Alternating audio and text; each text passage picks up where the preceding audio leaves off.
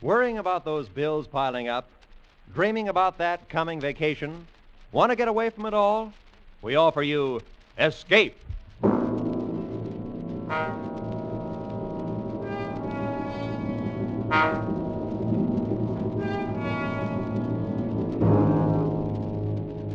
You are deep in the remote hill country of Afghan, face to face with the fierce Pathan warriors, trapped into a hopeless fight from which there seems no escape.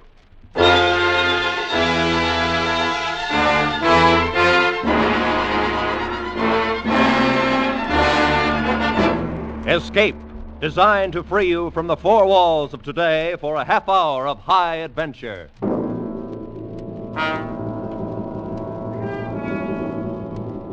Tonight, we escape to the north of India and to a battle long remembered, as Rudyard Kipling described it in his famous story, The Drums of the Fore and Aft.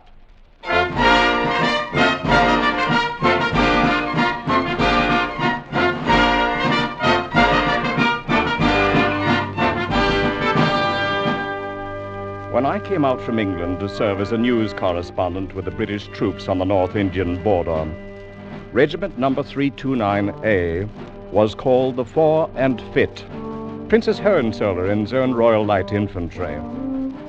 Fore and Fit, but now behind their backs men call them the Fore and Aft. You know, when certain words are shouted in front of other barracks, the troops may come out with belts and fists. But the mere whisper of Fore and Aft brings out the men of this regiment with rifles in their hands and murder in their eyes.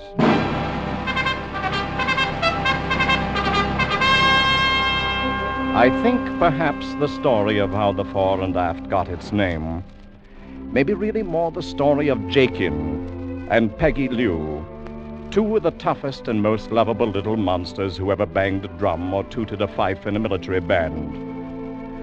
They were both about the same age, with curly hair and the faces of cherubs. And inside were two souls that should have belonged to a pair of devils. Oh, I must have seen them before, of course. But the first occasion I can recall was an informal regimental court the colonel was holding in the orderly room one morning. Piggy and Jakin were there, and they were in trouble, as usual. All right, Sergeant. Read the charges. Yes, sir.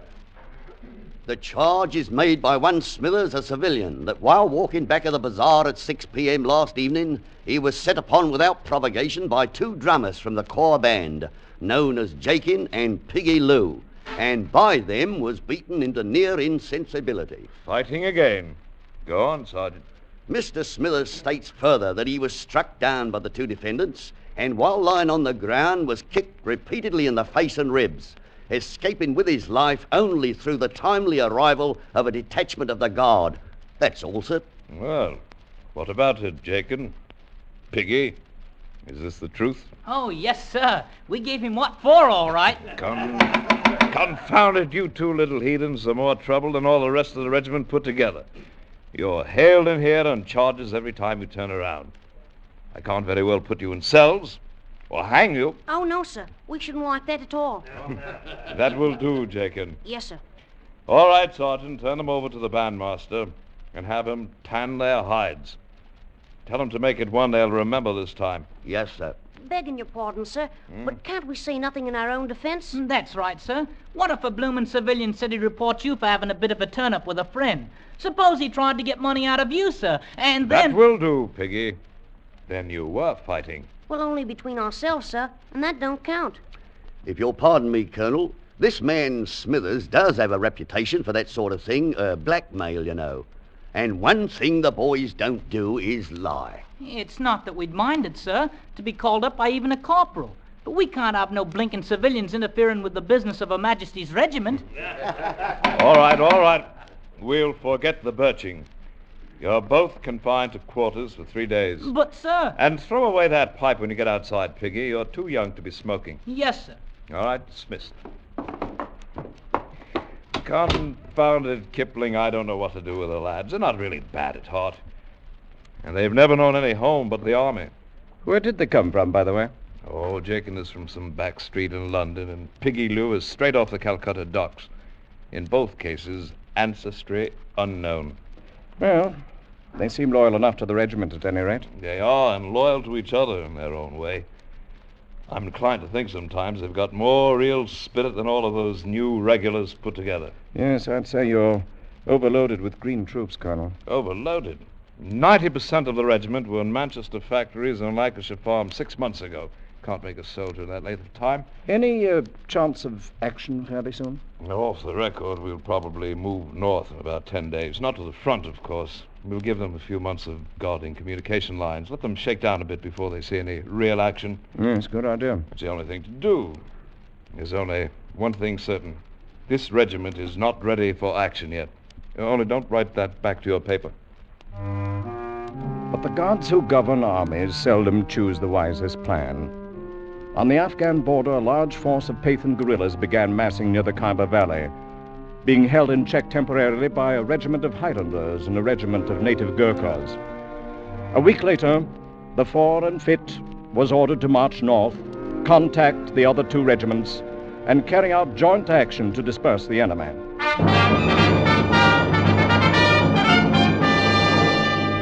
Parade ground and barracks began to hum with preparations for the coming campaign. Privates walked with a new swagger, subalterns began to snap their salutes and orders, and the young officers nearly shot one another at pistol practice. Battle, a glorious word to men who'd never fired a gun at a human being in their entire lives. But to Piggy and Jakin, the excitement was like salt in an open wound, for the band was reduced to 20 men, and the drummer boys were being left behind. Blimey, if I'm going to let him do it to me, Jakin. Me, what's going to have a career in the army, being left behind like an old boot. And why should you worry? Now you can stay here with that bloomin' girl of yours. Oh, what's a girl when the regiment's going up to the front? And that's another thing, too. How am I going to explain to her about being left behind with the women? What do you have to explain anything to her for? She's only 13. Oh, I've been telling her I'd get myself a medal when the first campaign come along. Now am I going to do it now, I ask you? Perhaps the drum major'll give you a bloomin' medal for tootin' on a fife. I heard him talking to you yesterday. And how was I to stop him? Piggy, he says, why don't you consider making music your career? Piggy Lou, the musician, a bloomin' non-combatant. I won't do it. He can try, but he can't make me. Aha! And when I'm an officer, perhaps I'll invite you in to have a glass of sherry wine on mess nights, Mr. Lou. I'll be a blinking officer before you are. I'm going to join up with the regulars just as soon as I'm old enough. Piggy the musician. Oh, stow it. Right at the moment, I don't feel like fighting even you. I heard in the barracks they're going to take Tom Kidd along. He used to be the bugler. Of course, he's 18, though. That he is. But I can plaster the wall with him any day. With one hand behind me back. Perhaps we can hit him around a bit. Just enough so he can't bugle no more. You get hold of his hands, Piggy, and then I'll kick him in No. They still wouldn't take us. Our reputations ain't what they might be, you know. Oh, well. I'd just leave stay here and do a bit of loafing myself. With our own regiment going into action? Why, I'd just leave have my... Hey, look who's coming. It's the bloomin' colonel herself. And so it is, all alone. You know, Jakin, me lad, I think I'll have a little talk with this colonelship. Have you gone daft with the eat? Oh, the colonel's a good old beggar. Here, hold me pipe. Blimey, now we're in for it again. I beg your pardon, sir. Eh? Well, Piggy, are the drums in revolt? Am I to be pulled down right here in the open? No, sir. I'd like the pleasure of a word with you, sir. All right, go ahead and have it. I'm asking you, sir. If you thought the world and all of your regiment and it was going off to active duty without you, sir, then how'd you feel? I'm afraid I should feel a bit left out of things. And worse. It's as bad as being a blinking civilian, if you'll pardon me, sir. But that's how Jakin and me feels about it. You've no idea what a campaign can be like. Why, you'd flop on your face in the first 20 miles. No, we wouldn't, sir. We're good at marching. I've told my girl I'd bring her back a medal. I've just got to go. And anyhow, if I stay here, the bandmaster'll make a blessed musician out of me, sir. I see. I think you could pass a physical... Oh, not the slightest doubt of it, sir. We're both of us very healthy for our age. Please, sir. All right. I suppose it's unheard of for a border regiment to take drummers along on active campaign. But if you get past the medical officer, you can both go along. Blimey! Jakin, did you hear that? We're going up to the front.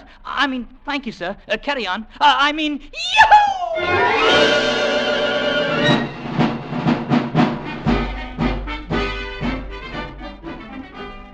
The regiment marched out of the station 2 days later, and all those left behind lined the road that led past the parade ground. The band stood by and played them out, waiting to fall in at the foot of the column. And although Jakin perspired and beat on his drum manfully to cover up, it was quite evident that Piggy Lou was not with the band. Jakin kept glancing at the cedar hedge behind him, and I had a rather good idea why Piggy was being detained. You've got to be awful careful and take real good care of yourself, Piggy. You're so venturesome. I'll worry all the time. It's odd, Chris. I'll grant you it's odd, but what's a man to do when his regiment's called off to active duty now? Here, give us another kiss. Oh, Piggy. That's more like it. You'd have stayed here like you ought to. You could have had as many as you wanted. And if I'd done that, Chris, you wouldn't think anything of me. Like as not. But at least I'd had you with me, Piggy. And all the thinking in the world ain't like kissing. And all the kissing in the world ain't like having a medal to wear on the front of your coat. Who cares about a medal? Just stay with me, Piggy, darling. And I'll love you true forever. Aren't you going to do that anyhow, Chris? You said you was. Of course I am. Be lots more comfortable if you stayed here. Oh, don't take on about it, Chris. I'll be coming back, and I'll marry you someday, too, I promise. But when? Years and years, perhaps.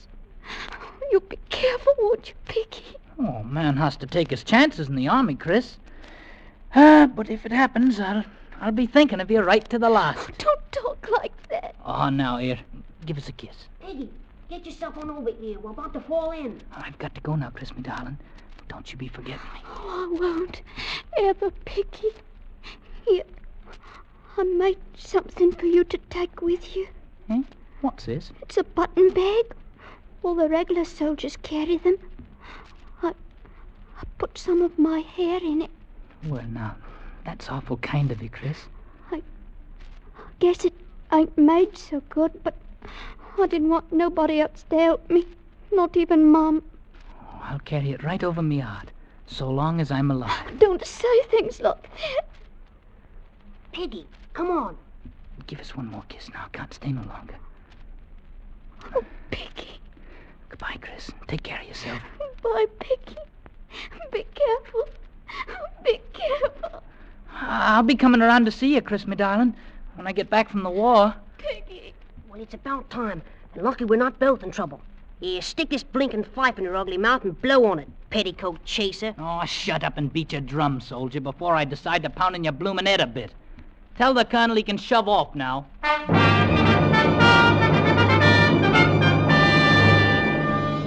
And so the Fore and Fit went north to the wars, first by troop train, and then on foot when the last railhead left them with a 7-day route march before they'd reach the front up ahead. And during those 7 weary days, the regiment began to crack. Men weren't hardened to the long miles of marching, and they found themselves dead tired before the noon of each day. The food was bad, and the water was worse. And on the 2nd day, the snipers started in. They would hide in the tumbled rocks of the low brown hills beside the road and wait for the column to pass. And the first sign of one would be a flash and a puff of smoke, and some man on the long line of march would die without ever seeing the enemy who killed him. And even at night, the tired and nerve-shattered men could find no rest. If anything, the night hours and the dark tents were a good deal worse than the daylight hours on the dusty road. Oh, still you bloomin' gab until the morning, Piggy. I gotta get myself some sleep. As if I ain't marched just as far as you have. Oh, me bloomin' feet's killing me. Serves you bloody well right for getting us into this. We could have been back at the station a living on the fat of the land. And halfway to becoming musicians, like as not. In which case, I'd be a-sleeping in a regular bed, having decent chaw to eat for once. I'm afraid you're not the army type, Jakin. Perhaps I shouldn't have talked my friend the colonel into letting you come. Shut up there in the tent, or I come in and take a belt to you. Yes, sir.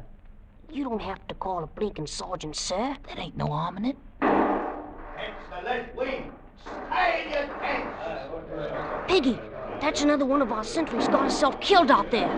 Pathan beggars can sneak up in the dark without making a sound. And they take their bloody long knives and slice a man open as neat as you please. All right, hold your fire and see what you're shooting at.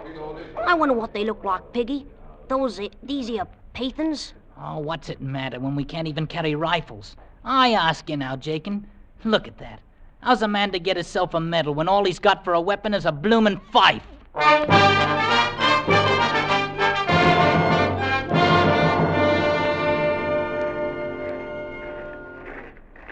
Late afternoon of the 7th day, weary, savage, and sick, their uniforms dulled and unclean, the Fore and Fit rendezvoused with the Highland Brigade. Hi, lads. Here comes the new regiment, the Fore and Fit. Fore and Fit, eh? May I ask what it is they're fit for? Some of the men bore wounds, and some were stretcher cases. But the real casualty was the regimental morale. These raw conscripts had marched out of their station in the south with the band playing. And somehow they'd imagined that they might march glorious into battle the same way. But no band played when they slogged sullenly into the brigade encampment. Hey, Piggy, think we have found the blinking war at last? And what else? Ain't that a full-grown general old colonels are talking to there? Blimey, look at them chaps over there wearing petticoats. Now, lot you know, they're islanders. And I've heard a man best take no liberties with them. One activity might have aroused the interest of the regiment, as tired as they were. Rifle practice of the enemy. And with all 700 rifles blazing together. That's the way they felt. We've had a bit of a tough time of it coming down, sir. My men have been rather mauled, with no chance of a fair return. They only want to go in some place where they can see what's before them. I understand, Colonel. I wish I could let you have a few days to recover, but I simply can't spare you right now. There'll be no need of it, sir. All we're wanting is one good night's rest. I see. Well, you can lay your camp area downstroke from the Highlanders, Colonel. And I suggest you call a general inspection before dark. We plan to attack the enemy position at dawn.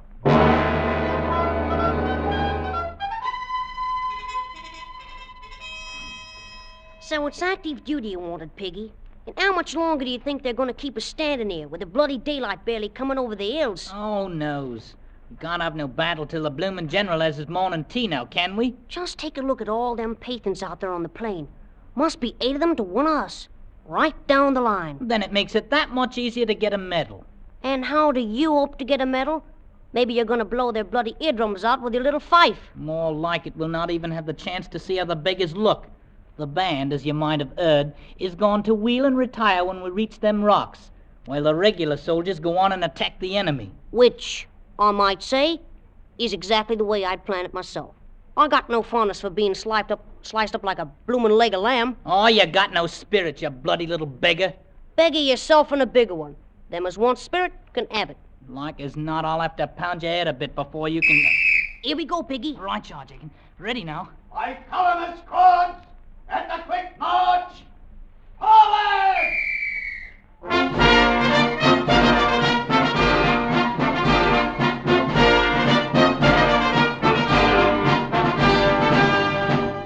Watch yourself now, Jacob, and step lively. Just keep your eye on me, and I'll make a bloody ear out of you. Only someone had blundered. Someone had misread an order, and the Fore and Fit move out onto the plain to attack the enemy force alone. Confounded, stupid conscripts! What are they up to, anyhow? They've spoiled the whole plan of the battle. It's the kind of a mistake you could expect from a regiment that doesn't even know how to march. At the clump of rock, the band wheeled and halted and continued to play, while the ranks opened to form a skirmish line and moved slowly ahead. Hold steady, laddies. We've had no orders to move out, and therefore we'll stand fast. If the Fore and Fit wishes to fight like hogs, then they'll fight alone. At 500 yards range from the enemy line, the regiment began firing at will and wildly. In a few minutes, they'd thrown away half their ammunition and blinded themselves with their own smoke. And farther out on the plain, the Afghan army stood quietly, throwing occasional well-aimed bullets into the milling herd of green troops. The blooming fools! They're bunching like a herd of sheep. Don't they realize there'll be a Ghazi charge at any minute? Suddenly, from the main body of the Afghan troops, a small band of about 50 Pathan warriors charged forward and fell upon the startled Englishmen. These were the Ghazis, the suicide squad always thrown out ahead of the Afghan army before any main test of strength.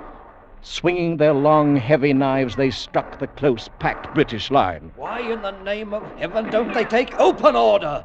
They'll be cut to bits. The Fore and Fit wavered, shuddered away from the vicious slashes of the murderous bone-handled knives, rallied for an instant and held, and then broke, turned tail, and ran.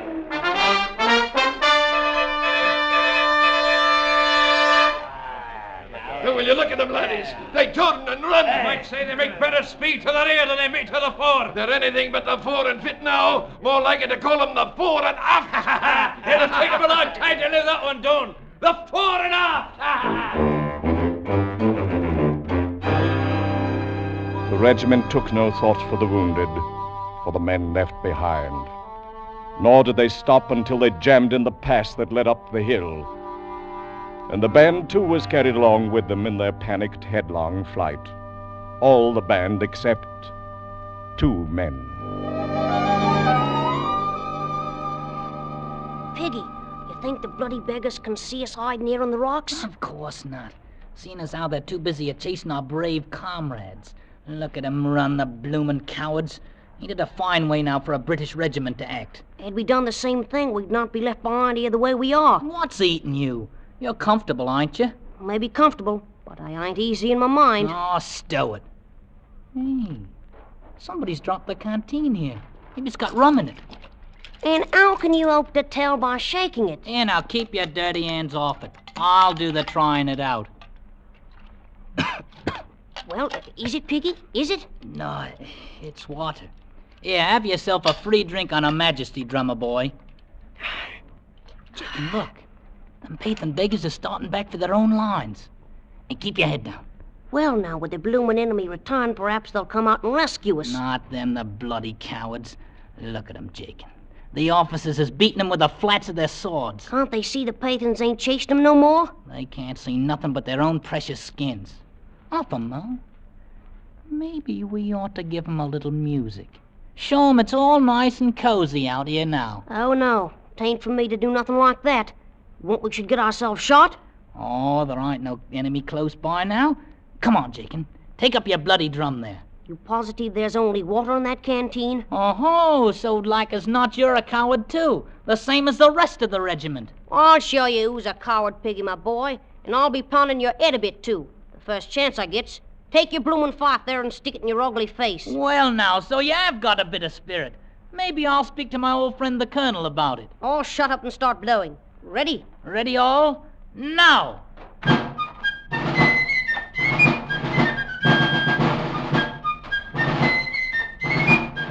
Where is it we're gonna march to, Piggy? Back and forth a time or two in full sight. Then we'll wait in the rocks for the battle to start. They watching us? To be sure they're watching us. Ah, yes. They're watching us, all right. Time held still, and even the Afghan snipers forgot their weapons, while 2 armies watched the tiny red-coated figures marching back and forth on the battlefield alone. Aye, and I tell you certain there's a pair of brave laddies down there. All right, you blinking cowards! Look at them out there! Are them 2 children the only brave men in the regiment? The men of the fore and aft lifted their heads, fingered their rifles, and stared without moving. And out there on the silent plain, back and forth, marched Jakin and Piggy.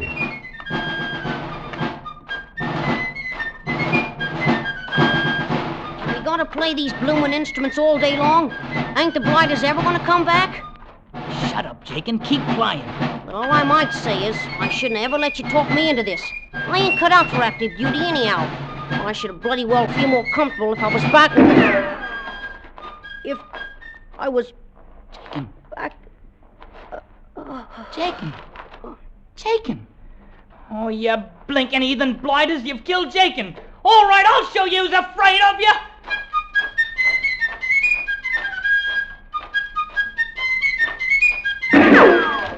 Come on, you bloomin' cowards!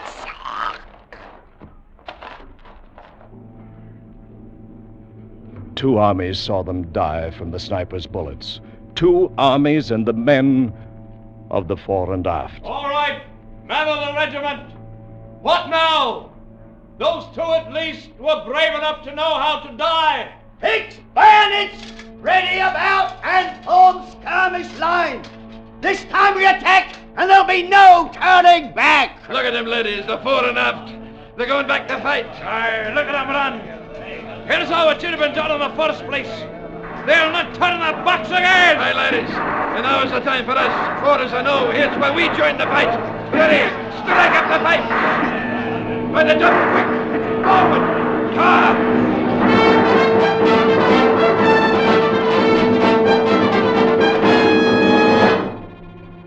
Late afternoon saw the Afghan army wiped out.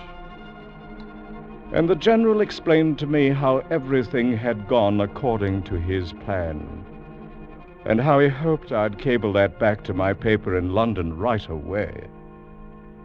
I turned and left him then, and walked out across the silent battlefield, walked out among the silent dead.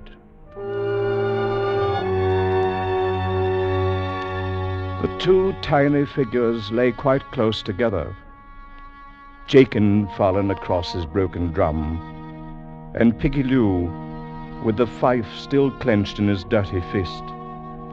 A bulge under his tunic caught my eye, and I reached in and drew out a button bag embroidered crudely with the name Chris. I made it for you myself, Piggy, my darling.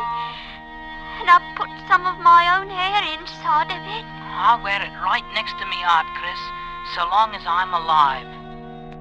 I thought how Chris would soon forget, and how the world's memory is no longer than hers. The sun was sinking away in the west. The button bag in my hand was soaked and damp. And over the left breast of Piggy's grimy uniform, over the pocket where citations are usually worn, a bright red stain had spread out through the coarse wool, looking so very much like the bright red ribbon that goes with a medal.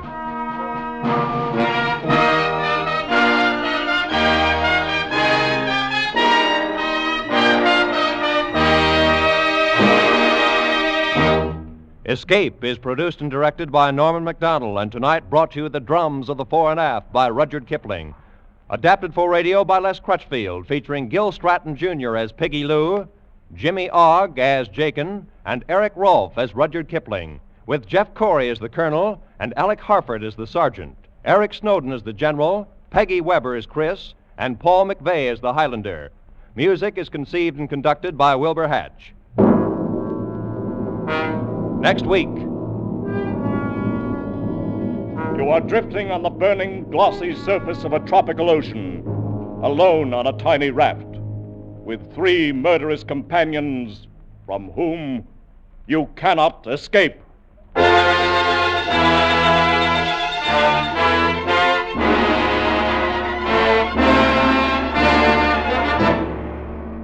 Next week, we escape with John Russell's gripping story, The Fourth Man. Good night, then, until this same time next week, when once again we offer you Escape. This is CBS, the Columbia Broadcasting System.